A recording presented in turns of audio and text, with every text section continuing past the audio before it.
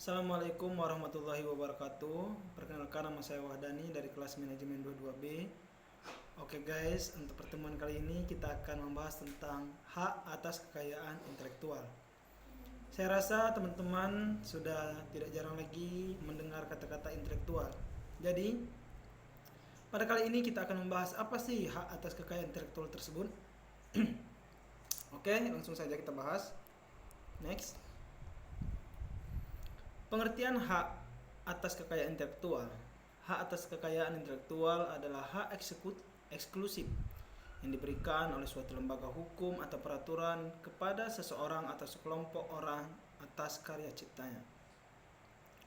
Menurut UU yang telah disahkan oleh DPR RI pada tanggal 21 Maret 1997, haki adalah hak-hak secara hukum yang berhubungan dengan permasalahan hasil penemuan dan kreativitas seseorang atau beberapa orang yang berhubungan dengan perlindungan permasalahan reputasi dalam bidang komersial atau commercial reputation dan tindakan jasa dalam bidang komersial atau goodwill.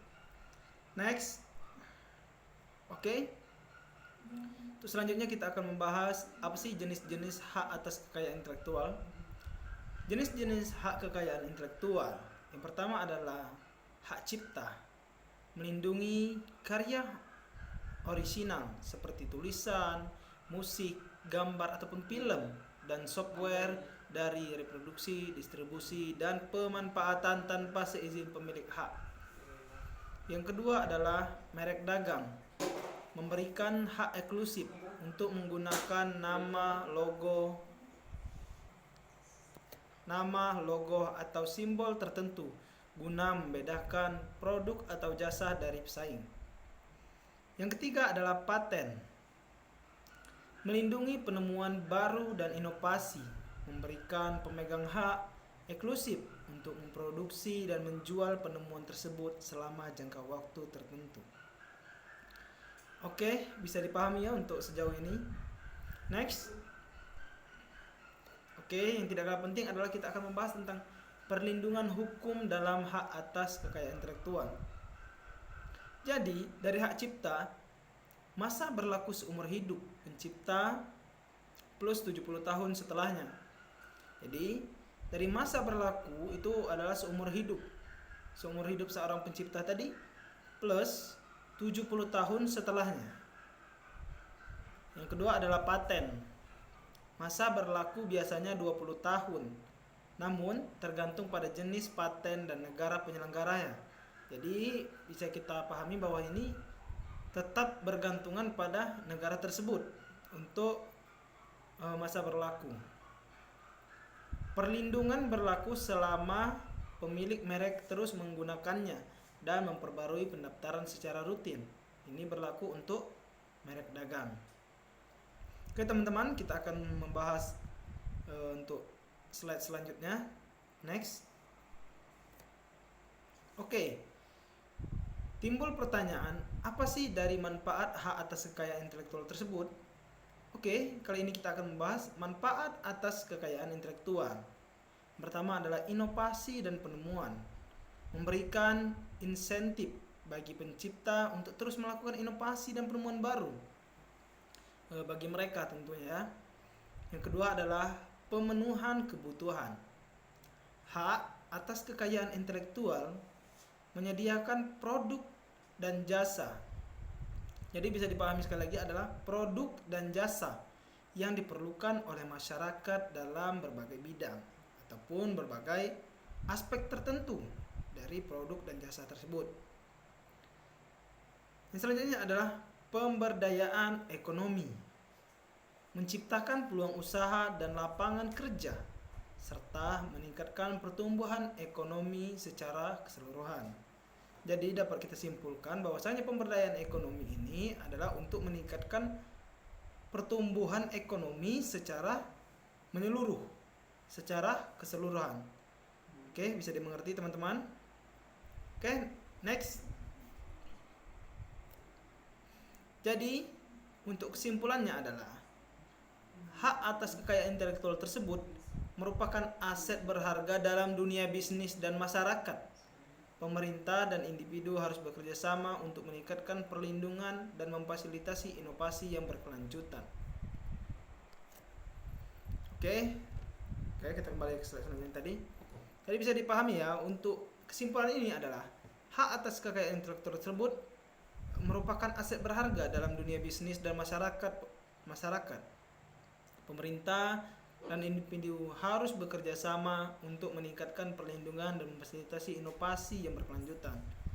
Ini sesuai dengan slide yang ketiga ini adalah perlindungan hukum dan hak atas kekayaan intelektual seperti hak cipta, paten, merek dagang. Mana hak cipta tersebut adalah masa berlaku dari hak cipta adalah seumur hidup pencipta plus ditambah 70 tahun setelah pencipta tersebut meninggal dunia.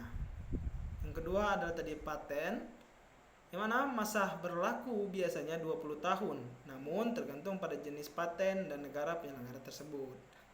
Yang ketiga adalah merek dagang, perlindungan berlaku selama pemilik merek terus menggunakannya dan memperbarui pendaftaran secara rutin. Oke guys, bisa dipahami ya. Kita ulang sekali lagi. Nah, saya kembali. Bahwasanya tadi sudah saya jelaskan, ini akan saya jelaskan lebih rinci tentang jenis-jenis hak atas kekayaan intelektual. Yang mana tadi sudah saya jelaskan untuk hak dan perlindungannya. Sekarang adalah bagaimana melindungi hak cipta tersebut. Akan saya jelaskan secara rinci. Melindungi karya orisinal seperti tulisan. Jadi tulisan itu seperti puisi ataupun pantun itu termasuk hak cipta karena itu adalah sebuah tulisan ataupun karya musik. Seperti misal teman-teman membuat musik atau sebuah lagu dan itu menjadi hak cipta dari teman-teman. Selanjutnya adalah gambar. Misal teman-teman jago ini dalam menggambar atau sering ikut kejuaraan dan hobinya menggambar. Bahwasanya gambar tersebut juga bisa menjadi hak cipta dari teman-teman. Jadi tidak sembarang orang bisa menggunakan gambar yang teman-teman buat. Harus melalui persetujuan dari teman-teman. Oke? Bisa dipahami ya? Selanjutnya adalah film. Teman-teman yang sering